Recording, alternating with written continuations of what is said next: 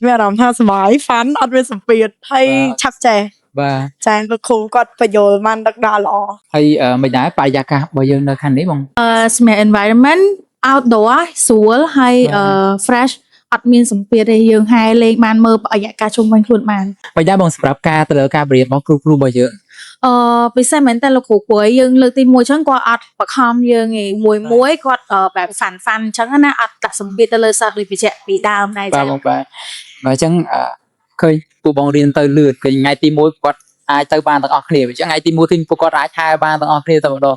ធ្លាប់តែលក់ឧបករណ៍ body decathlon ឥឡូវបានមកប្រើប្រាស់ផ្ទាល់មិនដែរបងសម្រាប់ឧបករណ៍បរិញ្ញារបស់យើងពួកយើងយកមកពីខាង decathlon ដូចគ្នាសម្រាប់ការប្រើប្រាស់មិនដែរបង អីទៅស្រួលប្រើព្រោះវាមុនយើងរៀនតែ technical ទៅលើ product ដល់ពេលហើយយើងមកប្រើផ្ទាល់យើងកាន់តែ confident នៅក្នុងការជំរាបជូនភ្ញៀវរបស់យើងហើយពាក់ព័ន្ធជាមួយនឹង safety អី 100% ហ្មងដែលយើងអាចធានាទៅលើសមត្ថភាពសម្រាប់ភ្ញៀវគាត់យកមករៀនហែទឹកអញ្ចឹងណាលោកគ្រូ បាទ សម្រាប់ខ្ញុំថ្ងៃទី1នៅក្នុងការបានរៀនហែទឹកតែរៀនមានគ្រូមានអីច្បាស់លាស់អញ្ចឹងណាអញ្ចឹងសម្រាប់ខ្ញុំខ្លួនឯងខ្ញុំមានអារម្មណ៍ថារៀងមានរៀន confident នៅក្នុងការ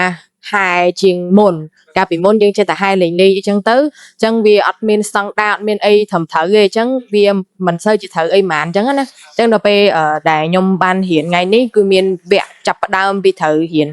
គោះជើងឬក៏រៀនដកដង្ហើមរៀនអីអញ្ចឹងទៅវាធ្វើឲ្យការហែរបស់ខ្ញុំវារៀងគ្រាន់បើជាងការពីមុនច្រើនហើយដោយសារលោកគ្រូយកចិត្តទុកដាក់នៅក្នុងការបរៀនហើយឃើញកំហុស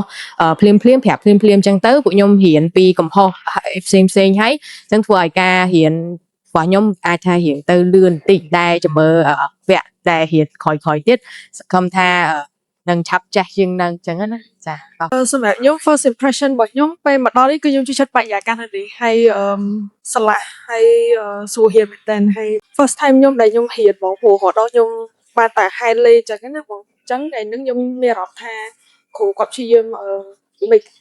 it easy សម្រាប់ពួកខ្ញុំក្នុងការហាត់ហើយក៏អត់ feel pressure ដែរទៅស្រួលហាត់ហើយគេគាត់មានអារម្មណ៍ថាស្រួលចាប់បានស្រួលយល់និយាយទៅអត់សូវសម្ពាធបានទេបងនិយាយទៅសុបាយមកល្មម អរគុណច្រើនអរគ្នាអរគុណ